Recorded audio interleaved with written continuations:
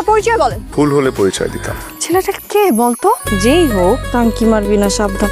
আমি তোমাকে ছাড়া বাঁচবো না। এটা ছাড়, মানুষজন দেখতে। ছাড়, আরে ছাড় আমাকে। আমাকে ছেড়ে যাবো না তো?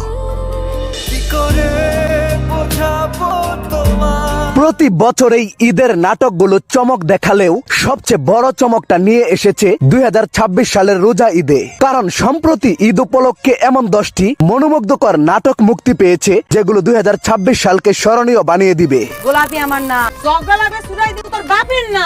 I love you. আধা কোথাকার। I love you. আর এমন এই 10টি বাছাইকৃত সেরা মানের ঈদের নাটক নিয়েই আজকের ভিডিও। তো ভিডিওর শেষ পর্যন্ত দেখুন আর আপনার মতামত দিয়ে যান। Who are you? কোনো নাম নেই আমার। 10 নাম্বার, তোমাকে চাই। কমেডি রোমান্সের মিশেলে এক ফিল গুড টাইপের নাটক তোমাকে চাই। গল্পটা দুই খালাতো ভাই বোন অপূর্ব তটিনীকে ঘিরে। হাসি খুনসুটির মাঝে বেড়ে ওঠা দুইজনের সম্পর্ক হঠাৎ করেই ভালোবাসায় রূপ নেয়। তটিনী অপূর্বকে খুব ভালোবাসলেও অপূর্ব ঠিক উল্টো। সে চায় তটিনী আরেকজনকে বিয়ে করে সুখে শান্তিতে থাকুক, এজন্য সে পালিয়েও যায়। কিন্তু গল্প এক ট্র্যাজেডিতে রূপ নেয়। ঘটে এক অদ্ভুত ঘটনা। গল্পটা একদম চিমচাম, কিন্তু সেই গল্পকে পর্দায় সুন্দরভাবে তুলে ধরেছেন নির্মাতা। তাছাড়াও অপূর্ব তটিনীর অভিনয় মিলিয়ে এটা একদম ফ্রেশ, রিফ্রেশিং এবং অবশ্যই দেখার মতো কাজ হয়েছে। সত্যি করে বলো তো সোহেল ভাই, আমাকে চিরদিনের জন্য নিয়ে যাবে? তোমার কি একটু খারাপ লাগবে না? Number 9, family man. নাটকটি মধ্যবিত্ত পরিবারের বাস্তব জীবনকে খুব সুন্দরভাবে তুলে ধরেছে। মোস্তফা কামাল রাজের পরিচালনায় প্রতিটি দৃশ্য বাস্তবতার সঙ্গে মিশে গল্পটিকে বিশ্বাসযোগ্য ও আবেগময় করেছে। নাটকের কেন্দ্রবিন্দুতে রয়েছেন একজন দায়িত্বশীল ছেলে যে চরিত্রে জোবান অভিনয় করেছেন। তিনি নিজের স্বপ্ন সামান্য স্থগিত রেখে পরিবারের সুখ শান্তির জন্য কাজ করেন। তার পাশে তটিনী সহ অন্যান্য চরিত্রগুলোও ফ্যামিলি ম্যানের আবেগ এবং সম্পর্কের গভীরতা আরো বৃদ্ধি করেছে। ছোট ছোট পারিবারিক মুহূর্ত, হাসি, খেলা এবং সাধারণ দিনের দৃশ্য ফ্যামিলি ম্যানকে একটি হৃদয়স্পর্শী পারিবারিক গল্পে রূপ দিয়েছে। আমি তোমার সঙ্গে যাব।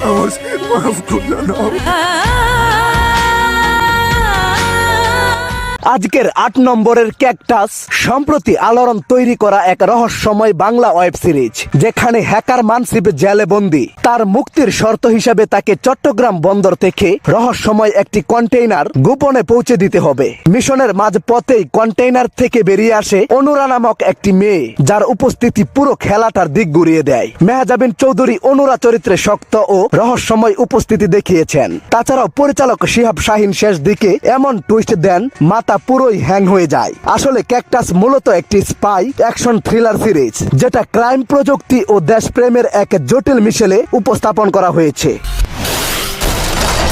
Who are you? কোনো নাম নেই আমার। 7 নাম্বার, বেশি বলে বুলবুলি 2।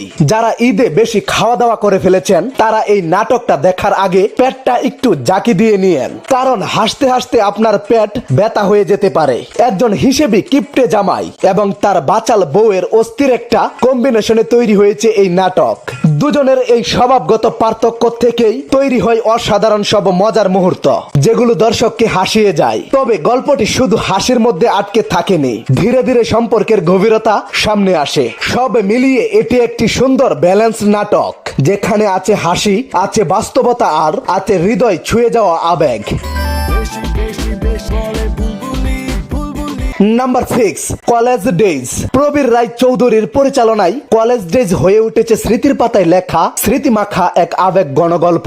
নাটকটিতে বন্ধুত্ব, ভালোবাসা, স্বপ্ন এবং কলেজ জীবনের দুষ্টুমি সবকিছুই যেন জীবন্ত হয়ে ওঠে। ক্লাসে দুষ্টামি করা, বন্ধুদের সঙ্গে আড্ডা দেওয়া আর মেয়েদের পিছনে ঘোরার মতো চেনা অভিজ্ঞতাগুলো নাটকটিকে আরো বাস্তবসম্মত এবং উপভোগ্য করে তুলেছে। অভিনয়ের দিকেও নাটকটি বেশ শক্তিশালী। সবকিছু মিলিয়ে কলেজ ডেজ একটি পরিপাটি, হৃদয় ছোঁয়া এবং স্মৃতিময় নাটক, যা সকলকে মনে করিয়ে দেয় হারিয়ে যাওয়া কিছু সুন্দর মুহূর্ত। 5 নাম্বার, জামাল কবিরাজ।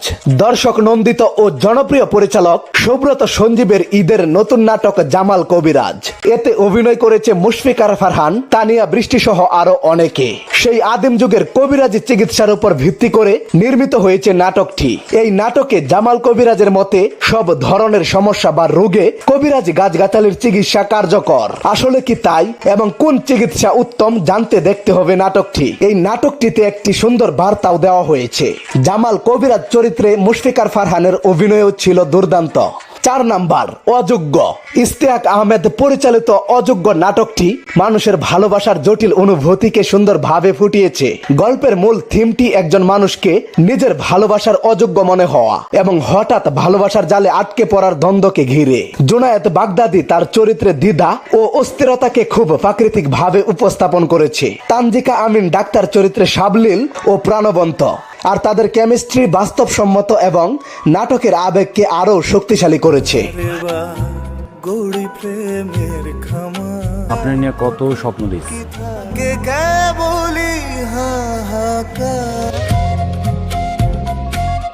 3 নাম্বার, ছায়া সঙ্গী। এক নীরব ভালোবাসার গল্প। অন্ধকার জীবনেও হঠাৎ করে ভালোবাসা মায়া তৈরি হয়ে যায়। গল্পে খায়রুল বাশার একজন পেশাদার কিলার খুন করতে গিয়ে মায়ায় পড়ে ভালোবেসে ফেলে এক নীরব বাক প্রতিবন্ধী সুন্দরীকে। সম্পত্তির লোভে এই সুন্দরীকে খুন করার জন্য পরোয়ানা জারি করে তার পালক বাবা। খায়রুল বাশার ও সাদনিমা অভিনীত এই নাটকটি কেবল একটি প্রেমের গল্প নয়, বরং ক্ষমতা ও সম্পত্তির লোভ আর আন্ডারওয়ার্ল্ডের অন্ধকার অধ্যায়ের এক নিপুণ চিত্রায়ন। সোহেল রাজের পরিচালনায় ছায়াসঙ্গী নাটকটি থ্রিলার গর্নার এক ভিন্ন মাত্রা যোগ করেছে। মায়ের যদি কিচ্ছু হয়। 2 নাম্বার, গুড লাক। ইমরোজ শাওনের নির্মাণে গুড লাক নাটকটি ছিল এক ধরনের আবেগ ঘন যাত্রার গল্প। ভালোবাসা হারানোর কষ্ট এবং সেই কষ্ট থেকে ধীরে ধীরে নিজেকে সামলে নেওয়ার প্রক্রিয়াটাকে নাটকটাতে সুন্দরভাবে ফুটিয়ে তোলা হয়েছে। গল্পের ধীর গতির মধ্যে একটা গভীরতা রয়েছে যা দর্শকদের ভাবাতে বাধ্য করে। ফারহান আহমেদ জোবান এবং নাজনীন নিহা দুজনেই তাদের চরিত্রে দারুণ মানিয়ে গেছেন। বিশেষ করে আবেগ প্রকাশের ক্ষেত্রে তাদের অভিনয় ছিল বেশ বিশ্বাসযোগ্য। সংলাপ, ব্যাকগ্রাউন্ড মিউজিক এবং দৃশ্যায়ন সবকিছু মিলিয়ে এটা সুন্দর একটা নাটকই ছিল।